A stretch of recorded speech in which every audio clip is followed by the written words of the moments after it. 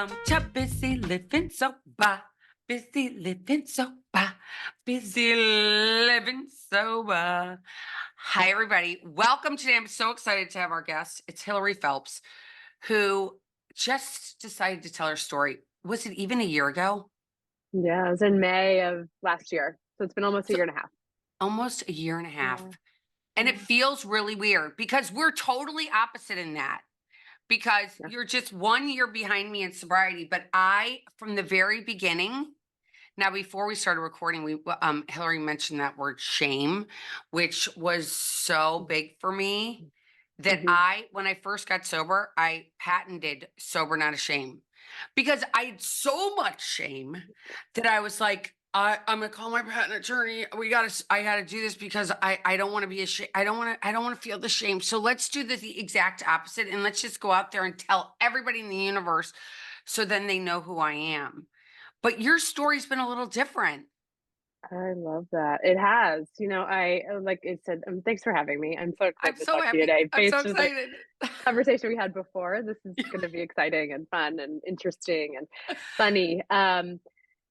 Yeah, so I didn't share my story until I had about 15 years. I was coming up on 15 years of sobriety because, during the first few years, I just wasn't really sure what I was doing. And then, I had a lot of shame around it because I felt like it was a character defect and a flaw, not, until I really understood like this, or until I really felt, because I've always understood it in my mind, but I think until I felt it in my heart that this is not shameful. It's not a choice. Like I didn't choose to become an alcoholic. I wasn't, it's not like I'd make this joke. Like I sat in the sandbox at 3 and was like, I really want to suffer and have a tough life. Oh, I know what I'm going to do. I'm going to turn to alcohol and drugs and you know, all the other things that cover along with addiction. And so, last year and it was after COVID, when everyone didn't know what was happening, we've been locked down, alcoholism and substance uses were skyrocketed. Um, I was like, if I feel ashamed at 15 years, like what about the woman that's struggling to stop drinking? Or what about someone that has 1 month of sobriety or a year of sobriety? And I'm keeping really quiet about it. And so I realized I didn't have the luxury to stay silent anymore and decided to start sharing more openly and sharing my recovery and my sobriety in a more public way because I wanted people to not feel alone, right? Like, so I know about for me, when I walked in, to spaces and 12-step meetings with people who were sober, all of a sudden I was like, oh, you did that. I did that too. Okay. I don't feel so alone anymore. And so if I could share my story and share my recovery with people, they could, maybe I literally was like, if one woman can hear me, and like, 'cause I was a wine drinker, if one woman can say, that sounds like my story. I'm struggling. Maybe I can do it too. And so that was the whole reason why I started speaking out. And I think it's so cool that you went on Pete's podcast first because you went Yeah. to college at Richmond with Pete. I I've known did. Pete forever. It's like I feel like he's my little brother, even though he isn't. I love him to death. And it's so great that like we're both in this field doing what we're doing with the podcast and everything. I want to go back because I think, and it's not, there's no coincidences in my life. And everybody comes to my life for a reason. And I have a young friend who's actually in her 30s, and she was also an Olympic hopeful. And growing up around all of this, it's a lot of pressure. This young woman is Mhm. 31, and she was a downhill snowboarder, and she ended up tearing her ACL and being in Osaka and couldn't compete. And, there's all this shame wrapped around that as well. And Mhm. being that athlete and being in a family where you had a sister that tried out, obviously, everybody knows the story of your brother and what he did. So Mhm. that all takes it to this whole other encumbering thing, which is like, oh my gosh, everybody around me are these huge, huge, huge athletes. They're making all these accomplishments. And where am I in this? Mhm. How does that feel? Because I know that this young woman that I know, it's like it's been really hard, like the depression, Mhm. that's just the thoughts of like, I'm never gonna get there. And I've been trying and trying, and now I'm too old. And what am I doing with my life? And it's kind of like you hit fame at 20 or 18 and you've worked so hard and you live in these camps with all the sport athletes and you're doing this stuff in your life. It just becomes just this one thing, I'm gonna get there, and you don't get it. That's hard.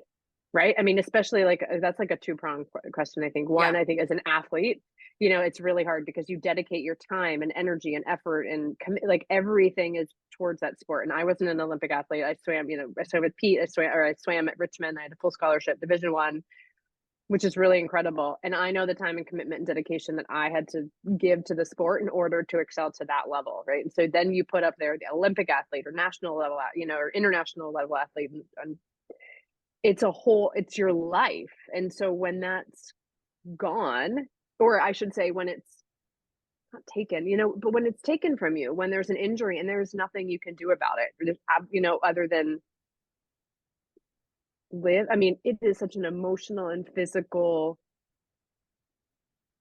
time. I mean, it's really challenging. And so I have a lot of empathy for those athletes that it's just the end without their choice, because I know the time and dedication that goes into that. And I also feel like this, like you meant reference that shame piece.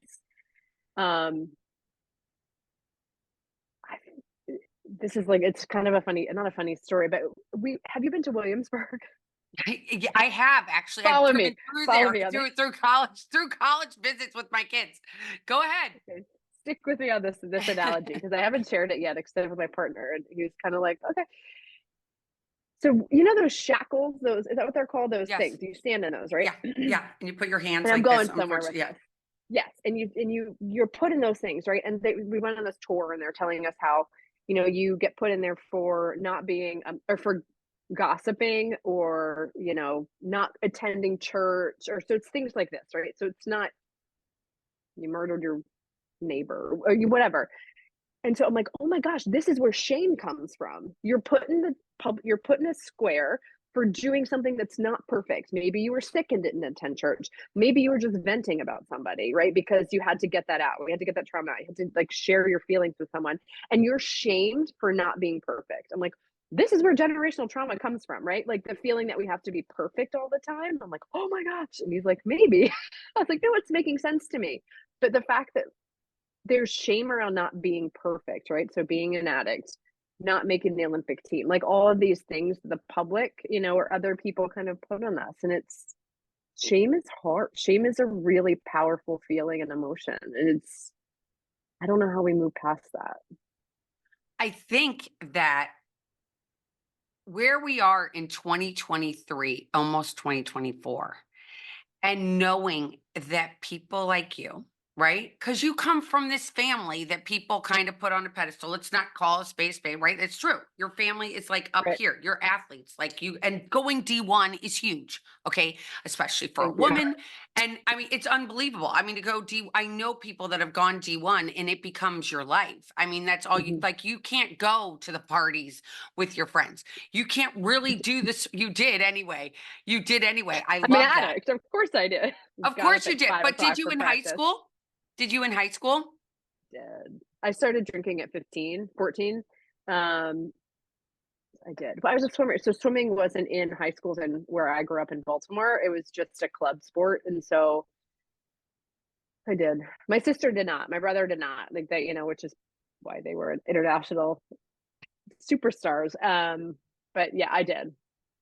How did that feel when you were I mean, did that also bring on shame that they were in these places, that they were up here on this, like, it's kind of like Superman and Wonder Woman, and you're obviously an amazing athlete to go D1. I will keep saying that on and Thank you. on and on, because there's no way. I was like, people were like, do you run? I'm like, if somebody's chasing me, that never happens. Yeah. And I was the swimming. I remember my father would be like, I'd be swimming at, whatever in the summers, and I'd be on the swim team, and they'd be like, Elizabeth sure looks cute, doesn't she? But she came in last. And I'd be like, I love it. I'm last. But you were an athlete, and does that bring on shame too, being in a family where everybody's like excelling to this level that's just crazy? Yeah. And it's the joke is I was the least successful in my family, right? Like Division 1 full scholarship is pretty successful, but in my family of, athletes, I was the least successful. Um, That yeah, doesn't so feel that's kind of good. funny.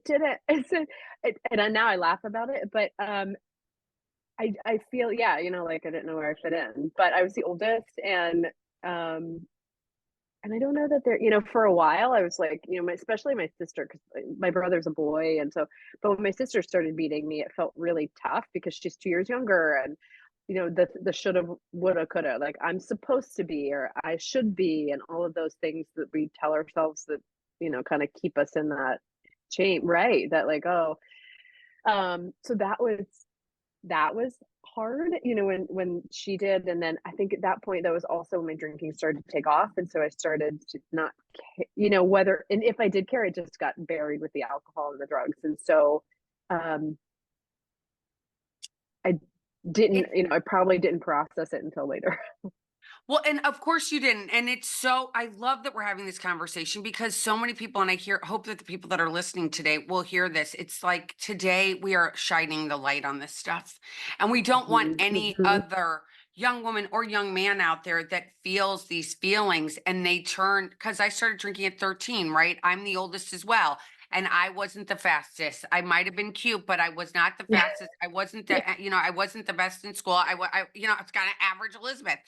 And that brings on it these other feelings of like, oh my gosh, all right, well, I don't know, I don't want to feel anything. That was my whole thing. I was like, when I drank for that first time, it was like, oh my gosh, I'm okay.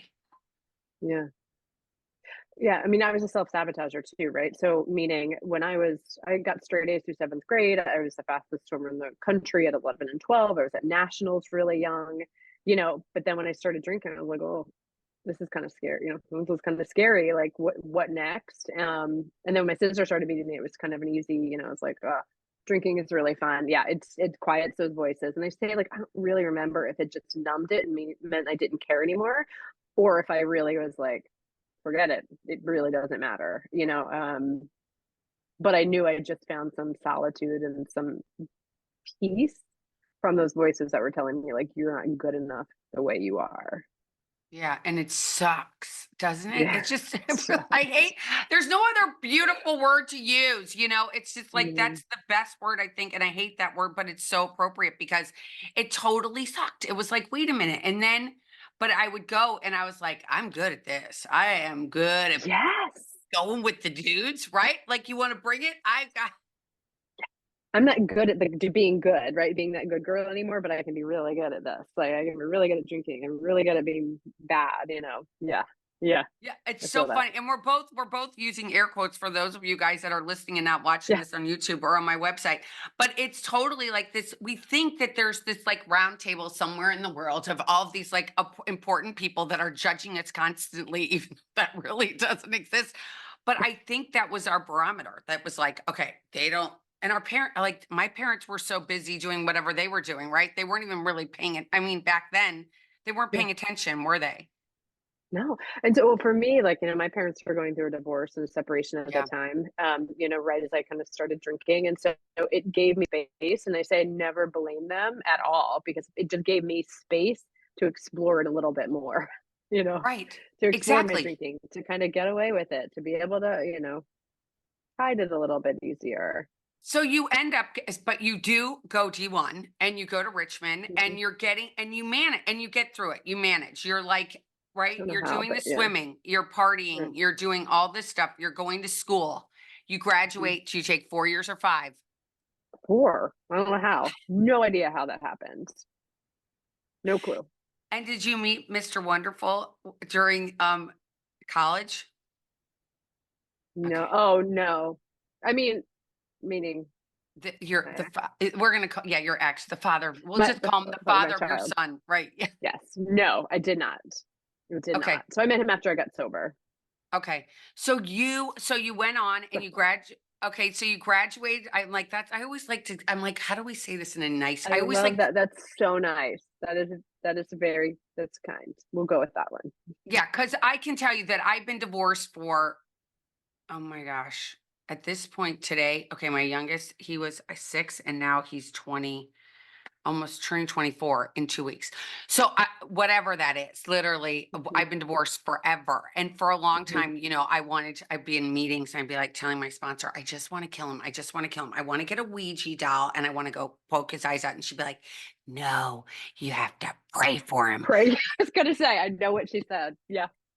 Do you know what I used to say? So my sponsor said, like, when I first got sober, she's like, you know, you got to pray for the people that you feel wronged you. And I was like, I pray that everything bad happens to you. She's like, that's not it. So I pray you get everything you deserve. She's like, that's not it either. Like, you got to actually like pray like you like them. Like, why? Yeah. It's so, and so here I am a billion years later, and now Yeah. mine has 10 years. I mean, we can go into that at some point, but um Mhm. I used to have to pray, you know, at the end of a meeting, they say pray for the sick and suffering in and outside of these rooms. And every time I'd have his face come into my, I'd be like, okay, pray for him. We're gonna circle back to that. So you end up, when did you, what was the end like? What was the end of your drinking like?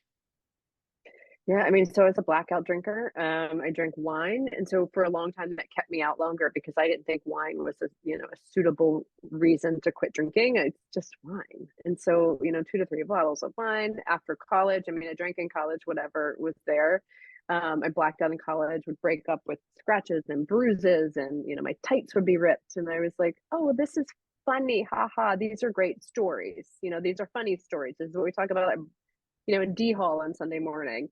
And then after I graduated, it just stopped being funny. You know, it stopped being cute. Like everybody else was getting these jobs and they were getting married and all this. And I was just still drinking and I was still blacking out. And I was finding myself on a metro going the wrong way, or, you know, putting those things into place that said, like, well, I'm only going to drink at home. Okay, well, that didn't work because then I'd get really drunk and leave. Or, oh, I'm only going to drink out and then not keep anything at the house. Well, that would, you know, so I always had these like negotiation tactics against myself to try to not drink the next time, and I just never followed through with them, right? Like nothing worked, and you see that in the books, and you see that in the rooms that you know, I'm only going to drink beer. Okay, well, I don't like the way beer makes me feel, so and so, um, I just I just kept going, you know. And I talk about this too, like in the media, right, which is I think what kept me out for a lot longer, and also why I decided to start speaking was that media. It's like Meg Ryan and leaving Nicolas Cage and leaving Las Vegas. You see these stories of people, you know, and I was sneaking drinks, but I wasn't, you know, drinking before work, or I wasn't drinking um, to stay asleep. Like there were things that the not yet that I would look at and point to and say, well, I'm not that bad, so I'm still okay.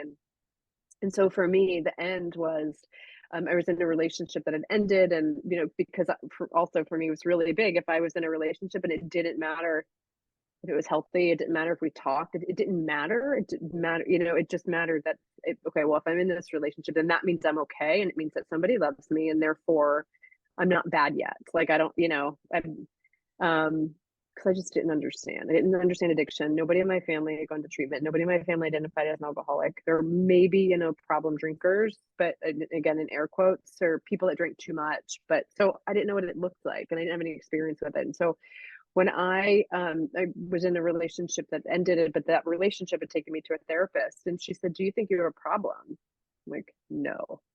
And she said, "Well, how much do you drink?" And I was like, "Well, like two glasses of wine." And she's like, "How big are your glasses?" I'm like, "Okay, like you're good, you know." And so she took me to my first 12-step meeting because, well, I was still in this relationship and it was volatile and it was emotional and it was, and she's like, why don't I take you?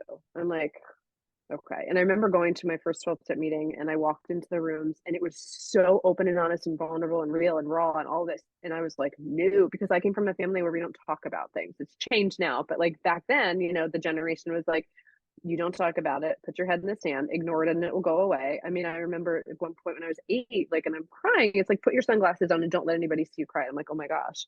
You know, so these things are instilled in us. So I took those things later and I'm like, well, I don't, um, we just don't talk about these things. And so to hear people talk about these real issues and that are everybody has, I was like, this is too much. I can't do this. I'm not gonna come back here, but I won't drink anymore. And so I'd do the white knuckling thing for 3 months where I would not drink, but I didn't understand that the reason I drank, all of those things would come up, all those insecurities, the lack of self-worth, lack of self-love, all. And so I kept doing the dance of in and out, not drinking, but I wasn't sober. And so my bottom came when, or my, you know, decision to really get sober came when this person, the relationship had ended. I was living by myself in Washington, D.C. It was 10 days of living on my own. It was like, it was on. I mean, every night, I went to a bar one night by myself. I've shared this. I drank 6 glasses of wine in 30 minutes, and I couldn't get drunk. I couldn't get the annihilation and numbness I was looking for, and it was hard. And so he said, if you don't get help, I'm going to tell your family how bad it was. And it was that shame. I didn't want people to know how bad it was. I really liked the secrecy of my drinking and my addiction, and being able to do it on my own. It's kind of like, this allure. Um, and so I went and I looked at an outpatient treatment center, and I checked myself in there, and I, thought to myself, like, I'm just going to get this person off my back so he doesn't, but so if it doesn't stick, I'll deal with it then. And if that doesn't stick, then I'll go to inpatient, because inpatient's for people that really have problems. And I don't really have a problem. I just need to learn to not drink. I didn't really understand it. But what it taught me, one of the most important things, is through this third hour called feelings management. And I realized I was walking through life, like, again, people like not watching, my shoulders hurt my ears, my jaw was clenched, my hands were constantly in fists, like just defensive and just hard all the time, and during the 8 weeks, it helped me become accountable, and it helped me see that this was a disease, and it wasn't a lack of willpower or a character defect of mine because I couldn't stop drinking alcohol. That's a I long answer. I love that. And this is in 2007, obviously, This because I is in got so, 2007. yeah, because I got sober in 2006. And I think that I want to go back and circle back to one thing really quickly, because so many people, including in my life, and I'm just going to use my experience. When I got sober, my family was like, "You're not an alcoholic. Like, you don't go to the park and put your bottle in a brown paper bag. Yeah. You don't jump on trains, okay?" And go, I'm like, yeah, I don't even think that's legal anymore. But anyway, I was like, this is, and because Yeah. there's such a, and again, I'm doing air quotes if you're listening, there is this whole idea is that you have to look like this to be this. And isn't that Right. such like old school thinking? I mean, today it's like you were a wine drinker. You still had a car in your driveway, or you were probably living in an Yes. apartment in DC, but No, you had a I car. still had a car. You had a car. You And a had job. money. You had a job. You had money in your bank account. I had You never went been to jail. right. I had never been. Well, I did get a DUI at 18, but it was very quick. Anyway, long story short, Yeah. that was like something that happened. But it wasn't like was this derelict, horrible person that was like a street, like somebody to be embarrassed by. Again, I was not Charlie Sheen. I was not like all these crazy people, right? Yes. And that's what also I think kept me out longer, which is also like fast forward to 15 years, sober, is why I started speaking out. So like there's nobody like me that I could find publicly talking about, I say like me, also in air quotes, that again, had a job, had a car, had money in the bank, had a family, hadn't, gotten a DUI. I mean, I wasn't doing all of the things that are considered, alcoholic behavior. And so I'm like, well, what if someone else what if someone else is feeling the same way? What if a woman's like, well, I only drink wine, and I still have a job, and my family still loves me, and I'm, still married, like all of those things. It's like, that's okay too, because you're right. Like then, what I was seeing out there was these extreme examples. And I thought too, if I'm not living under a bridge, drinking out of a brown paper bag, therefore I'm not an alcoholic. It doesn't count. I just drink a lot. That's okay. Yes. And you mentioned the blackout too, which I think is so interesting today, because for me, I was a blackout drinker from day one. In fact, if I didn't Mhm. black out, sometimes I was like, that wasn't a good night. I mean, I remember a couple of Yes. things, right? I'm like, wait Yes. a minute. That was my barometer. If I didn't Yeah, black out, I wasn't drunk. Yes. exactly. Insane. Totally insane. Yeah. And now young people call it browning out. I mean, I've Yes. heard my kids, because I've got my kids are in their 20s. So, Mhm. my oldest actually came back after his freshman year, and it was fall break. It was actually around this time of year, his freshman year. And he was like, Mom, it was the first time I blacked out. I said, really? What happened? He's like, well, at the fraternity, they handed out handles of vodka. Okay.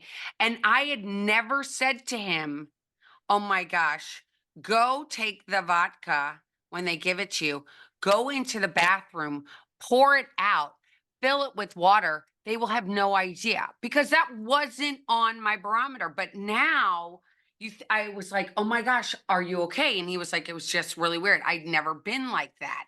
And he did not like it at all. Now, me, I loved it. But It's so crazy that we have people going out and going thinking that it's okay. I mean, we watched today on, you watch these reality shows, these housewives, these Kardashian, like people like that, that just think it's okay to go out and get wasted. And they're giving this message where I think that your message, my message is more like, no, no, no, no, no, no, no, no, no. You don't have to live like it doesn't make you cool. What are your Well, thoughts it's a on that? The brown outing and the black outing? well, I've used the term brownout recently because I remember being browned out when I kind of come in and out of consciousness, which didn't happen often. It was more the blackout. So like I think it's just, forgetting is forgetting. But I think you're right. Like we're shown that this is how, at the end of the day, if you're stressed, if you're happy, whatever it is, you go and you drink, right? And maybe for some people that's okay. For people that don't have the gene of addiction or substance use disorder, it might be fine for them to go have a celebratory glass of champagne, when they get a new job or when they get engaged or whatever. Like, great, that's awesome. But for someone like you and I, that one glass of champagne, celebratory champagne, is not one glass. It is bottles, right? Plus whatever. More alcohol, more drugs, more of any more, just more of something. And and I think that we're taught that. And so for people like us that have that gene of substance use disorder, like that's not possible, right? Because one is not enough, and one is too many, and 1,000 is never enough. And so I want to. That's the only tool that I had in my toolbox, right? And so as an addict, like that's it. When I was happy, when I was sad, when I was excited, when I was angry, like that was the only tool I reached for because it was all I knew. And so it was for me, like getting sober and finding recovery and sobriety was adding more tools to my toolbox and not, kind of stopping that compulsive behavior of if this, then this, if I'm happy, then this, if I'm sad, then this. Like, okay, if I'm happy, I'm going to call a friend, or if I'm sad, I'm going to go for a walk, just basic stuff. But, and so much more than that. But I think it's what we're shown and what we're taught. You're right. Like the housewives and any reality show and it's also the marketing dollars. Have you seen these numbers? It's like the marketing dollars, especially geared towards women, on alcohol. Like it's it's insane. It's like they want us drunk is the reality. And I have a whole I theory. Yes, yeah, I do too. yes. I mean, I do too. And I think that it's really interesting because you and I have been around long enough that it's kind of crazy. Like I'm 17, you're 16, we're working on I'm working on 18, you're working on 17, and you're chasing me. I pray you never catch up. Uh, what I find so interesting today, here we are in December of 2023. And there's all these new ways, and I'm going to do air quotes of getting Mhm, sober. Okay. mhm, There's sober curious. There's mhm. brown out drinking. There's all these, there's all these ways of people. There are podcasters out there that I've had the pleasure of being on their shows, and they've been on my shows, and they don't want to use the word alcoholic. It still has the connotation. They're like, oh, we don't say that word alcoholic, by the way. I don't want to say that word alcoholic. And I'm like, oh, okay. That's okay. I'll just say whatever you want me to say. Here I am 17 years in watching this because when we got sober, there were no options that you could go. There wasn't even Facebook that you could be like, oh, I'm going to join a women's Facebook group. Right? Go ahead. You've got, There was MySpace, and this is. Do you remember MySpace? yes, but I didn't do it. I remember I'm older So, than you because, wait a minute, how old are you? oh, that's right. I'm 45. Okay, so I'm 10 years older than you. Okay, So, yeah, so I was having babies. I went to MySpace. It was like I remember you're seeing like, some, yeah, yeah, no, yeah, no. and Facebook used to be just for college kids. I Right, mean, that was like the exactly. connection. So I was on like the front. I think that was in '08 is when I joined Facebook because in '07 it was MySpace, and I was connected with a friend who I used to drink with and do drugs with and sneak out of the house with in high school. And so she put on her page, it said, "Do you drink and do you smoke?" And she put no and no.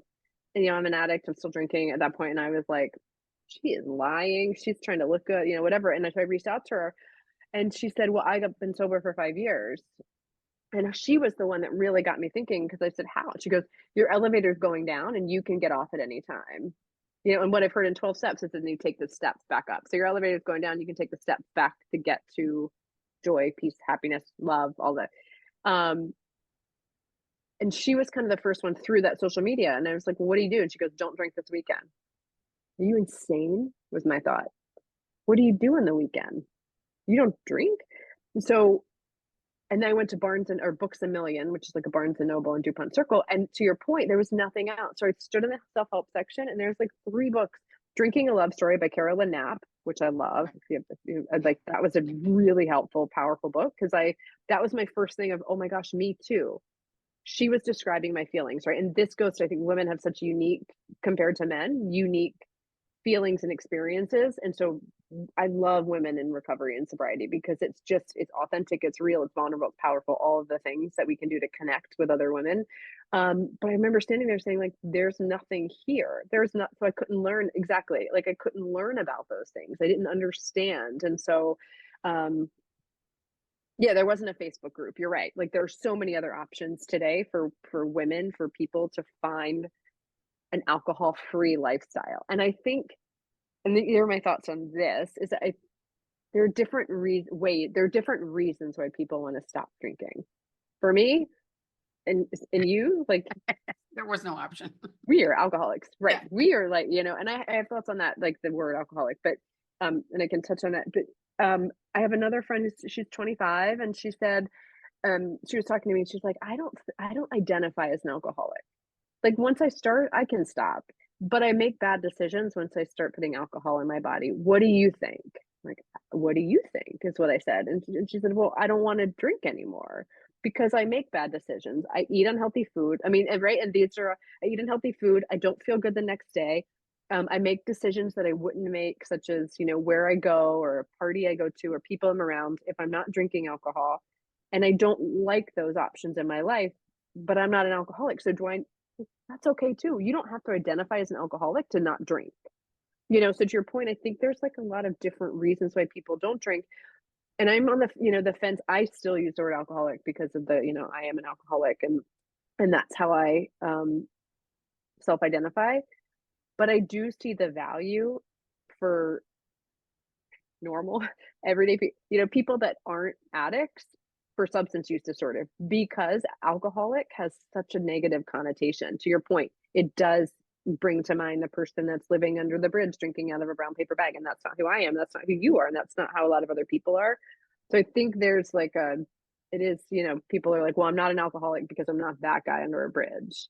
Um, but I mean, I still use it. And so what is their reasoning for not because people are living an alcohol-free life that don't identify as an alcoholic? Is that their kind of reason for using And they do, not and using it? they use different, I feel like in some ways their tools are a little bit different.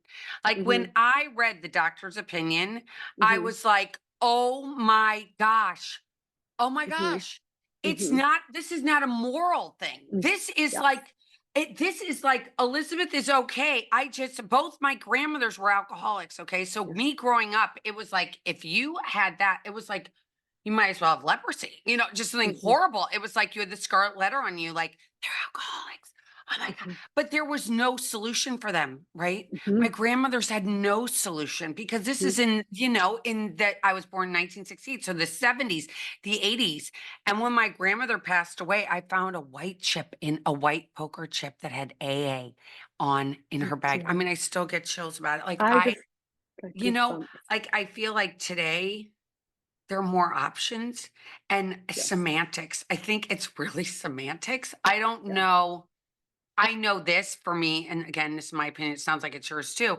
You know, A works. It's the best statistics that are out there, even though we don't keep statistics. Like we don't know right, who. Like I have no idea what half the people's last names are in meetings. I have right, no idea what they do. I have no idea what their bank account looks like, and more or less, do I care? Where every part of my life prior to coming into AA was and into a 12-step room was all about that. It was like, how do you vote? Do you belong to this country club? Are you with these people? What group clique do you hang out with? And if you didn't hang out with the same clique, I was like, I don't know if I can hang out with you, right? mhm, Where mhm. there, it was like, it didn't matter. The slate was clean. We were all the same. Yes, You're all there for the same reason. stay sober that day, one day at a time. Yeah, Yeah. 24 hours. So now I want to speed up to so you meet your husband. Did you meet your husband? Was he also sober? My ex, Yeah, your ex-husband. yeah. The father of your son. We'll call him that. We're gonna be nice. We're gonna put a nice spin on it. I always have to make everything look like pretty. Okay, so you met him and you were sober.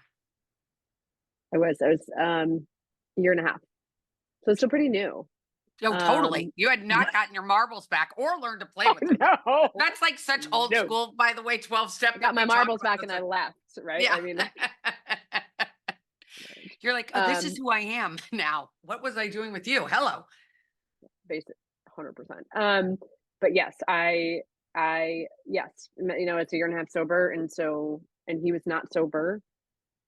And at that time, probably didn't need to be. Maybe, because he was a recreation. I mean, there was um, He held it and together. that was like, He still looked okay in his outfit, right? yes, we're going to stay with that. We're going to go with that. Yes, I'm reading exactly. you through the camera. I'm like, I can tell. It's like, it's hard for you to say, no, he was a total absolute asshole shit show. But okay, well, we're going to be nice and say, okay, he just, I didn't say that. I did. I Okay. did. I own it. It's me, Elizabeth Chance. You can find me anywhere on the internet if you want to call me and write me anything. Go ahead. No, yeah, yeah. You know what? I was making different decisions when I had a year and a half of sober, and I was making the decisions that were best for me at that time, and what I knew to, what I thought, what was best for me. Yeah, Can and I, that can changes I, as you get more sober, as we get more time, as we get healed. and I want to ask, and I'm interrupting you, and I hate to interrupt people on my show, but I'm doing it anyway. But did you feel like, as a young woman, that your life was like this checklist that you had to do? Like, 100%. right? Like, Do you want my thoughts on that? I can give you my thoughts. yes, How I much time do want you your have? thoughts on that. That's why I interrupted you. It was like I had to come out and say that. So, what were, why do you think that is? So, yes, because I think it's a paradigm we're taught, right? I think that's what we're taught as we're starting. Like, and there are so many books that I've read, and I'm like, yes, it's a paradigm. We're told that you go to college, right? You go to high school, you go to college, you get married, you have kids, you get a job, you get a, get whatever that word, and you retire and you die. That's it. Like, and so I think the paradigm that we're told is that's the only way to do it. Right. And so, and I have friends who are women friends who are like, I don't want children. I'm like, good for you for now. Good. Like knowing what you want. Like good for you for standing in your own. And like, but I think that we're, taught that this is how you do it. And so at 31, I was like, oh, next on my list, right? I've got to Mhm, find someone. mhm, I've got to have mhm, children. Like, mhm, because the only thing I ever knew from the time I was little is that I wanted to be a mom. I wanted to mhm. have children. I wanted to, that was it. Like, that was it. So I'm like, well, next on my list, I'm sober. Okay. So I'm making better decisions. Right. Right. And I've always, and, better than a year and a half ago, better than 10 years ago. And so, and that was the next checklist. That was the next. Right. And so instead of me finding me, which I think is, and some people find their own voice and find themselves at 15. Godspeed. You're incredible. Some at 30, some at 45. At 45, last year, I feel like I finally found my voice, my purpose, who I am, the boundary, all the stuff that comes with it, right? But some people find it much younger, and I didn't. And at 31, I didn't know who I was. And so I made a decision based on what I thought I should do and what I thought I needed in my life to be successful based on what I was told.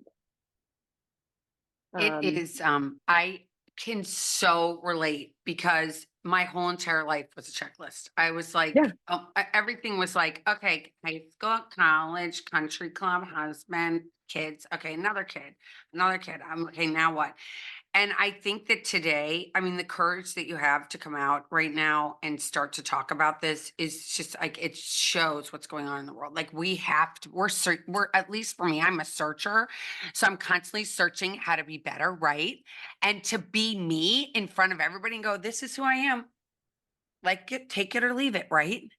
yeah, that's hard because I'm also like what did they say? I said a reformed. My friend's like, I'm retired. I'm like, oh, I like that. I'm a retired people pleaser, like I'm self-sacrifice, self-sabotage, people pleasing. Those are the way that I operated in the world because then you could like me. And I was okay if you liked me. That was the way I felt defined Hmm. self-esteem was if Hmm. you liked me. You and you and you and you and you. And if you didn't, I was going to focus on you and I was going to figure out why you didn't like me and I was going to change that.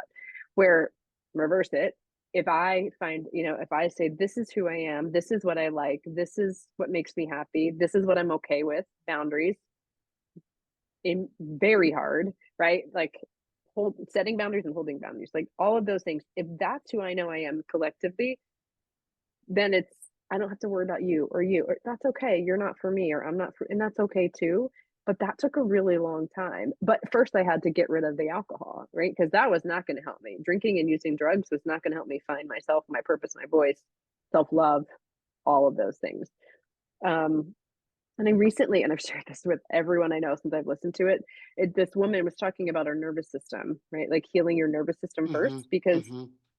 everything comes from our subconscious, which is developed in childhood, which is, and so all of these things. So if we don't heal our nervous system first, when I came into the rooms, my nervous system was shot. When I left my marriage and I got divorced, my nervous system was shot, right? So I couldn't hold the good things that were coming to me, and I wasn't ready for those things. And so in order to be ready, we have to heal our nervous system. But our nervous system is shot when we're putting drugs and alcohol in it, period. Whether you're an addict or an alcoholic or substance use disorder or brownout drinker or blackout drinker, whatever it is, alcohol, period, destroys your nervous system, right? So I think, I mean, this is my soapbox. Any use of alcohol is really detrimental, I think, to any healing, right? Our ability to heal, be Oh, better. And I'm like you, I'm a knowledge seeker, and I'm constantly like, how can I show it better first for myself and then second for others? and so I want to go. So so you're married to this person and you're sober and you're in obviously a not healthy relationship. I'm just going to assume that obviously, because we don't get divorced from somebody if we aren't in a healthy relationship. So you're in this, and it's hard to love ourselves when we're in this place where somebody helps promote the shame. That person who knows all the intricacies about you and picks at them and goes, and you're like, oh my God, did you just touch that scar again? You are such like, and it hurts so much and you feel everything, but you've like, it's such a horrible, horrible place to be in. And know that you can't go and use that old thing that you used that worked so well, which was the alcohol and the drugs, and you're sober and it hurts so much and can't talk to anybody about it. And you see all these other people talking, and it must have been so hard. And that Hillary, it must have been so, so hard. And you stayed sober through it. I mean, I just want to say well, I you're a mean, strong cookie. It makes me want to cry because I know those feelings. And it's so hard to be a mom. And then you're like, I'm supposed to do these things because that's what well, add society COVID says. to that.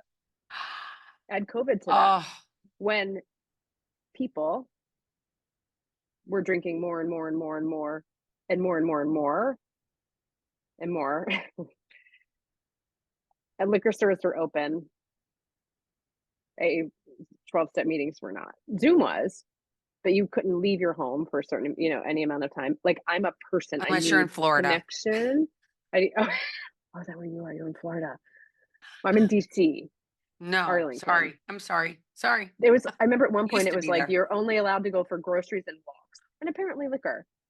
Yeah, I mean, it was like you couldn't be outside your home. And so imagine, imagine being in a home with someone drinking heavily while you're trying to maintain sobriety, and you're told it's your problem, you figure it out with a child, like with a very young child, right? And so it is like, it is, but it was, and I say it was the greatest blessing. It was one of the greatest blessings and one of the best things that could have happened to me, because at that point when I had nowhere else to go, I couldn't leave. I was raising a child.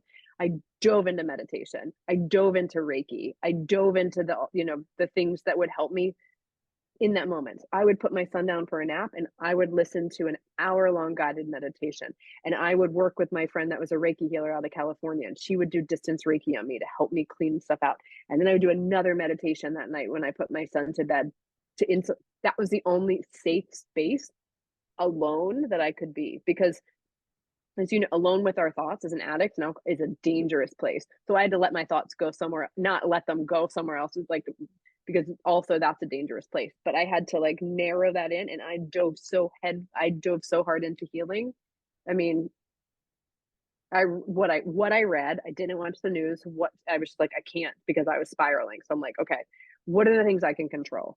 Right? I can control not watching some things and choosing to read other things. I can choose the people I talk to. Some people I can't choose, but I've got to protect. Okay, so So I started focusing on the things I could control, which was my mental health, working out inside, like doing all the things I needed to do because I knew I did not want to drink and I knew I did not want to self-harm, which was also something that I'd done in the past because for me, physical pain is as an athlete too, way better than emotional pain.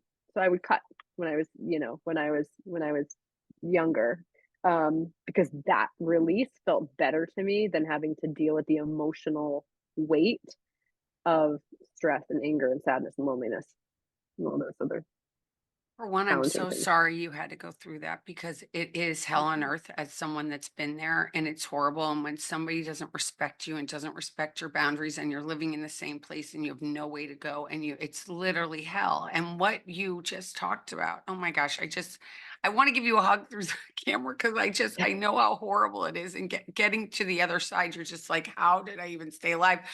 But you just described tools and you had said tools. And for so long, being a whatever, a woman, I was like, a tool is a wrench, a hammer, and, nails. But what you just described were tools that work for you: meditation, prayer, right? Reaching out for help. But that first time you went Mhm. to the meeting was when you reached out for help. So you knew it wasn't scary. And so many people think that reaching out for help is a weakness.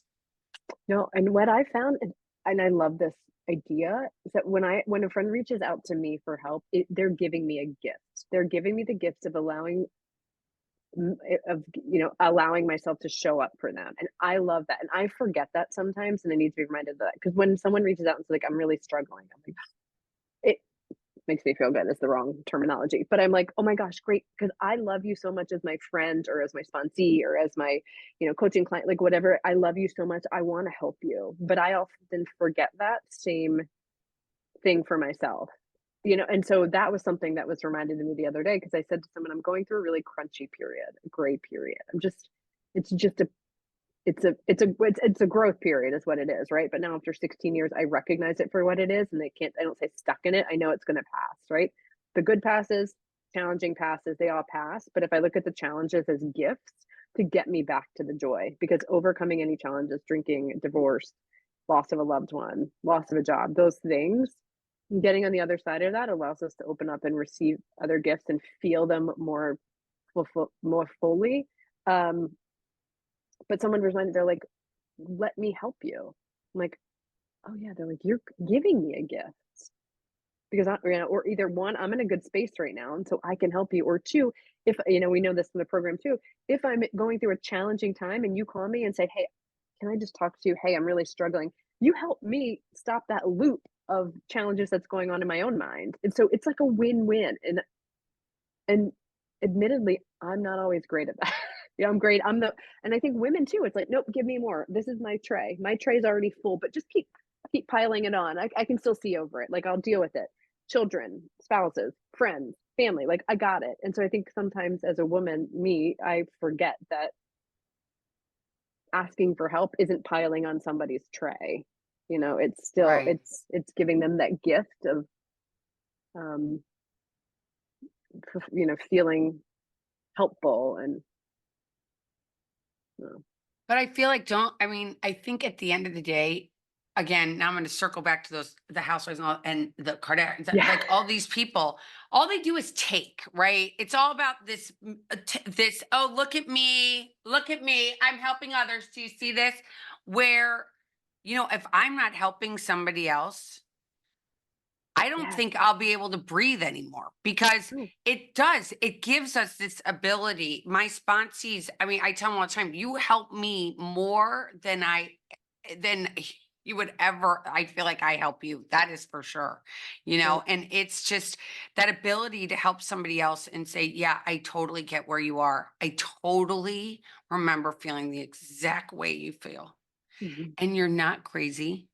mhm, Oh, maybe you are. mhm. I'm crazy, that's for sure. I want to be crazy. I always say normal is like Wonder white bread that every slice looks the exact same. I'm a multi-grain, 12 grain roll, right? Yes, I'm like, artisanal. right? You are artisanal bread. I'm artisanal bread. And I have bumps and I have lumps and I screw up still all the time. And I have to go back and tell my, I learned so much through my children, and they're 27, 26, and almost 24. And it's like, I screw up still. And they're like, I can't believe it. And they get mad and hold these resentments towards me. And I'm like, I'm human too, dude. I've never been a mom before to a 27-year-old, right? I say this to my son. My son is 6, and I think and I did too. That's my parents is, you're supposed to have it all figured out, and you're supposed to, and like the only difference is at 45, I admit that I don't have it figured out. Where at 18, I was like, I got it. Oh yeah, I've got it all figured out. Now I'm like, I don't, and I'm good. And I tried to teach my child. He's like, you know, I asked for water, not milk. Oh, I'm like, you know what you did? I'm so sorry, but I forgot. But it's like showing him that it's okay to make mistakes, and it's okay to I don't want you to be perfect. Like, screw up. That's where you learn, make mistakes. But yeah, It's also through these dark times, like going through the marriage and going through as hard as it is. And here you are today. How long have you been extricated, so 2.5 released? years. I mean, but what I've said, and it's right, it's a change in perspective too. And what I've said 90% of the time, because I am human, that 10% of the time doesn't always end in, kindness. But 90% of the time, I look and I say, I'm so grateful to him because he's been my biggest teacher in this life. He has taught me where all of my triggers are and all of the spaces I need to heal. And so since he's been that mirror and showing me that those spaces, I can work on those to show up better for the people that I love in my life. So thank you. Yeah, it's true. 90% of the time. Right. And 10% then of the so time. and then Yeah. it's crazy because time takes time. I really believe, and I don't think any of us really, at least for me, and again, I have to speak for myself. That this world that we live in today, that's such instantaneous gratification, right? We can get on a plane and be on the other side of of the other side of this continent in less in 5 hours, right? And we can be on the other side of the pond in 8 hours, like in a totally different country. And we think everything happens like this, but Twitter, Instagram, instant. How many oh my likes god. do I have? Who? Oh, Yeah. I've had like that social media thing. I mean, for so long. I mean, I've had this podcast for so long. Like, I never looked at analytics till about 3 months ago. Literally, I had no idea how many people watch it. And I found out where I was in the ranking, and I thought, oh, now I have to look all the time to make sure I'm good. And it's like, no, Elizabeth, just keep doing what you're doing. I don't need to do the social media tends to be something that a lot of people don't talk about. I mean, there's so many negative things to it. And I can't even imagine my kids are just a little bit old enough that they didn't have it that much in high school, right? They had a little bit of Facebook, but it's not this Instagram and da da da da da da da da TikTok. Yeah. and going to parties, and look, you weren't invited to the party. Like, the mental health that this is giving our society today is just, it's not good. It's like dark. It's so dark.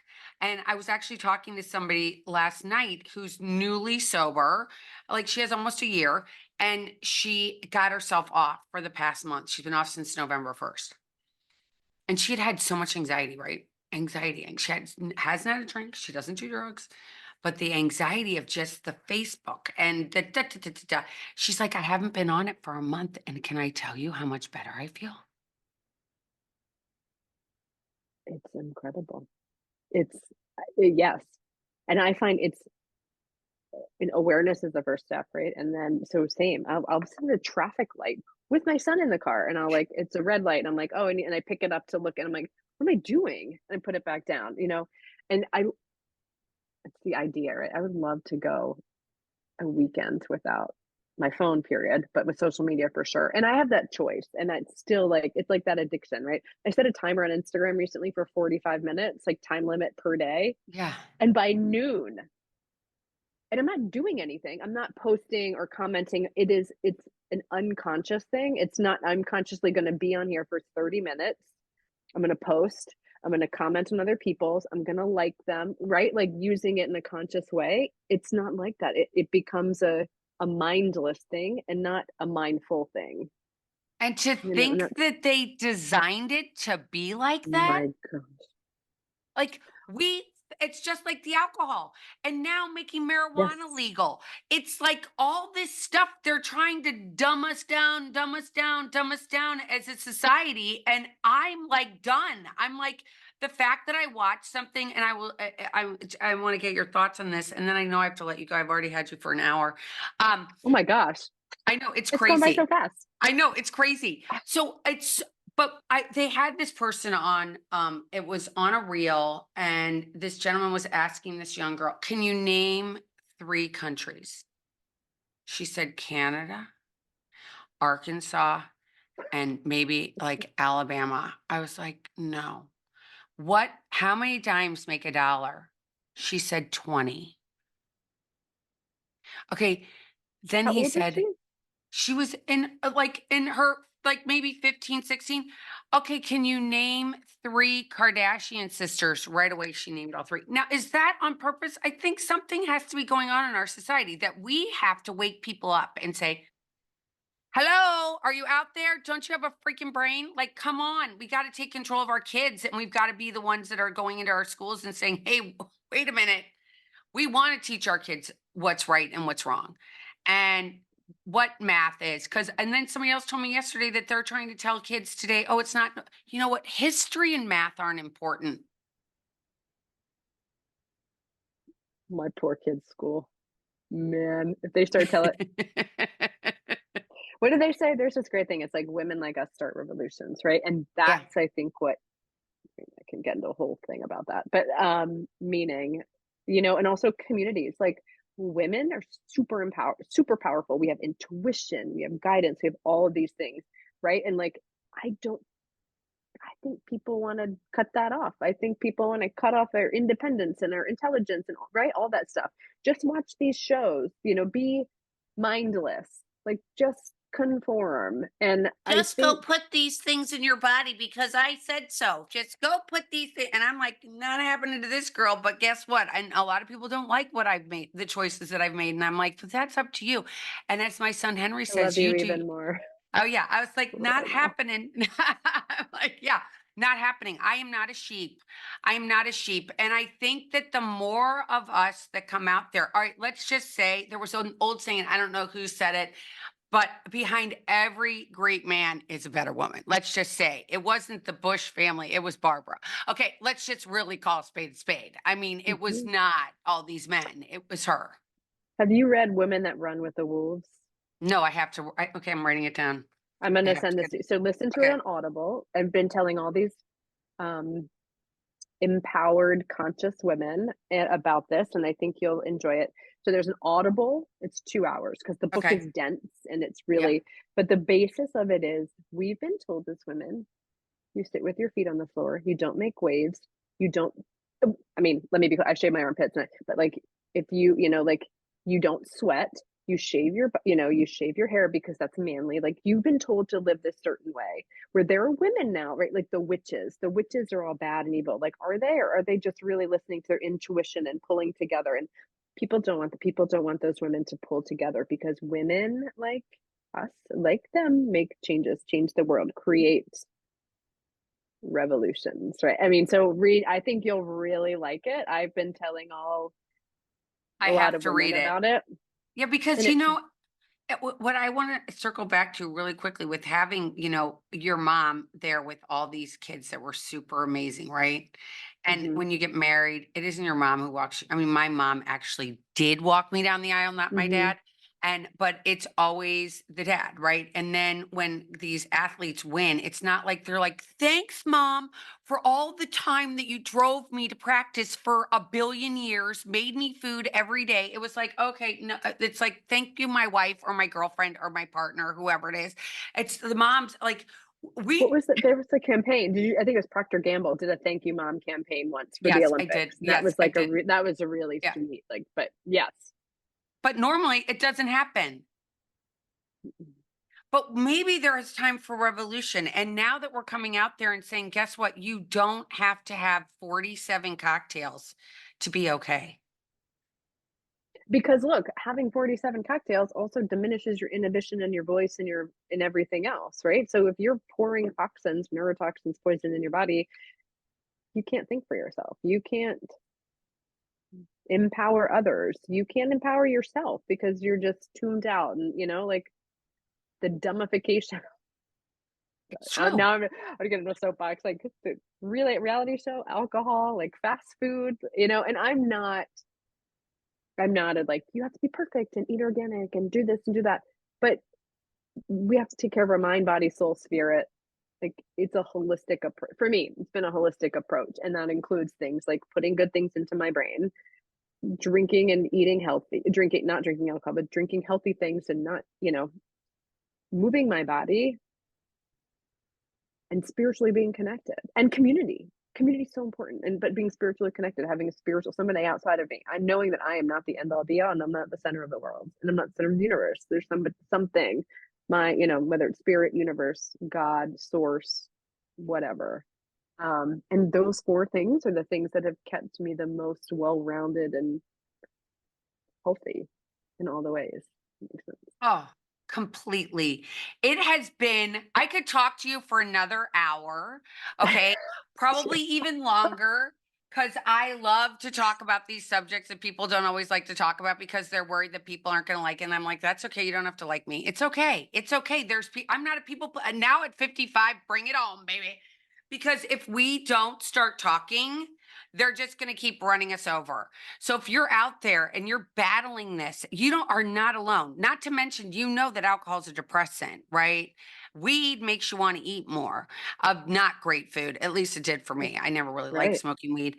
And eating healthy, they've made it so cost prohibitive for so many people that it's not even funny, right? Like to live, I mean, I have a friend who has diabetes, and when he goes over to Europe, he doesn't have diabetes.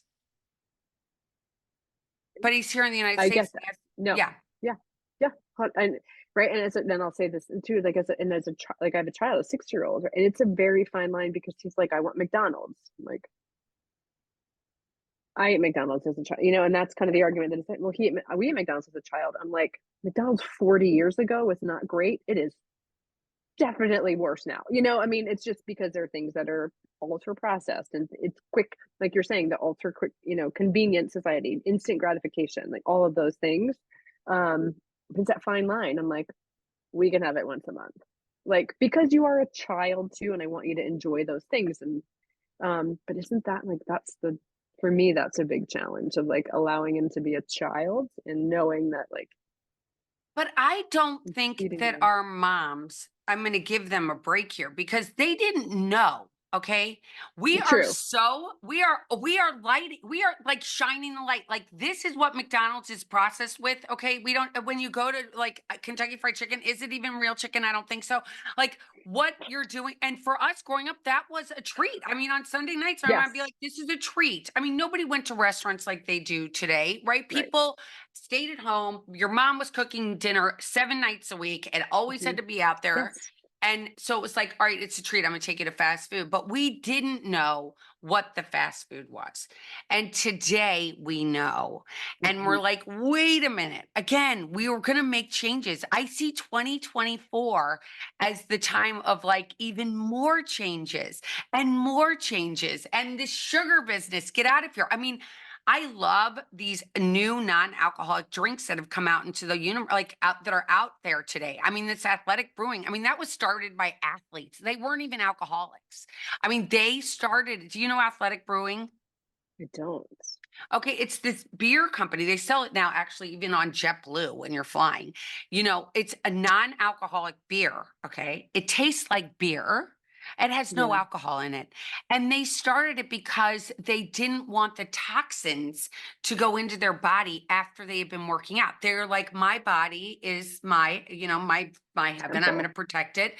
And that's why I don't want to put alcohol in my body because it kills you. It Mhm. causes cancer. It's terrible for you. I mean, again, I could talk to you probably till tomorrow Yeah. nonstop Oh my on all gosh, I these know. topics, but You we are waking people up. And mhm. you coming out today with 16 years of sobriety and saying, guess what? This is who I am. Again, I want to say thank you. You're a rock star. You Thank you. are. You are. So are And you. oh, This is thank you. amazing. Thank Thank you, you. Pete Sousa, Yeah, thanks, for Pete. bringing We're us gonna have to together. send you. I've been trying to get him on the phone. He's so busy, but getting this, making this happen has been amazing. And I want us to keep like, we're going to have to do something together again in Let's do it. 2024 for sure. And Let's if you're keep out there, chatting. yeah, we're going to keep chatting because we have to change. We got to get out there and keep this change happening and keep helping women get to this place of sobriety, because sometimes women aren't nice to each other. I'm going to call it out there. They're really not nice to each other. Don't I recently yes, I'm like, "Do I wanna share this?" I recently had a woman who send nasty DMs to my clients because she didn't like me with lies. And you know what the good thing is? Because of my authenticity, right? And this goes back to, like, who you are. They were like, "We're just letting you know we got this, but wrong people to send it to because we know who you are." Right? And, like, but to your point, I'm like, this was a 60-year-old woman that did it. What? Oh, if I could go on. I mean, the What? fact that if I told you things that happened to me in Yeah, 12-step rooms, and the fact that I'm right. still here and this is happening, women are not nice to each other. We need to start No. being nice to each other. Okay. We need to start Support. being and support each other and not be so jealous and envious and all these other negative, they're dark adjectives. They're dark feelings. We're trying to live in the light. We're trying to bring people up, not bring people down. So, Have you I'm seen the all Barbie movie? And then we can did you no. see the Barbie the monologue in it? It's like women are supposed to be thin, but not too thin that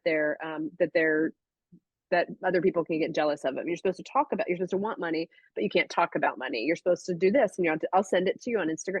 And I sat in the movie and I was like, "Oh my gosh, it's so true." Like we're told we're supposed to be this, but not to this, and there was something else that said it's like if you're told you're aggressive, keep being assertive. If you're told you're bossy, keep leading. If you're told because it's these negative the things that we're told and what it really means, right? Like we're told, you're bitchy. You because women can't take up space. You can't, and pardon if this is too much like crass, but like you can't eat too much. You can't enjoy sex. You can't be too ambitious. You can't eat too much food. Like men can do whatever they want. Like think of that. Like when I was drinking, a man goes out and does something, and a woman does it. The woman's like, "How dare you?" The man is celebrated for it. You're a And whore. You're a whore if you decide to go if you want to go sleep with a bunch of people, but a guy who sleeps with a bunch of chicks is a stud. Okay, it's time to change that up, I think. Don't you? 100%. Because if that's what somebody likes, then you let them be them. It is not impacting me. It is not impacting you. It is their choice. But as women, again, it goes back to that feet on the floor. Read that book, The Women That Run with the Wolves. Feet on the floor. Don't use curse words. Don't sweat. Never look like you should always look put together. And you should have an apron on. And you should be serving your husband cocktails when he comes home at the end. It's like, you should do whatever you want. Take up space. Oh, Use your voice. Be you. But you're right. Like the evolved women allows other women to be them and realizes that it is not an impact or a reflection on them. But what I found is the women that judge them are secretly like dying on the inside to be able to express an authentic voice, to be themselves, right? And that's okay.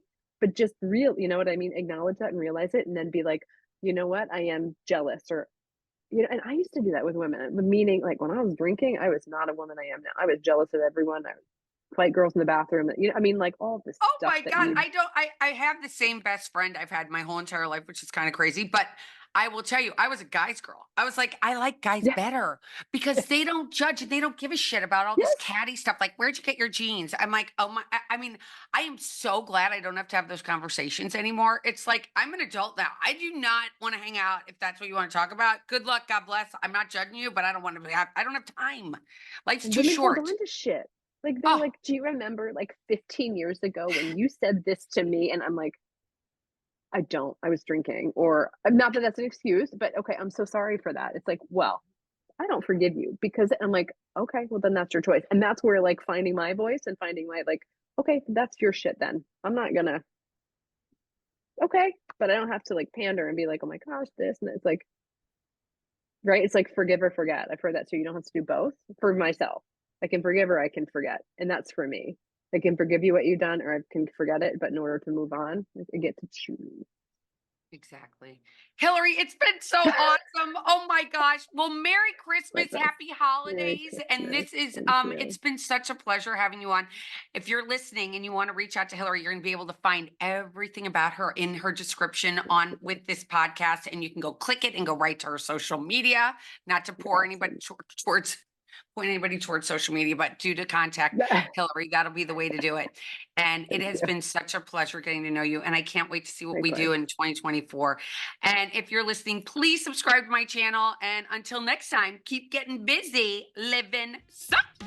Bye, everybody.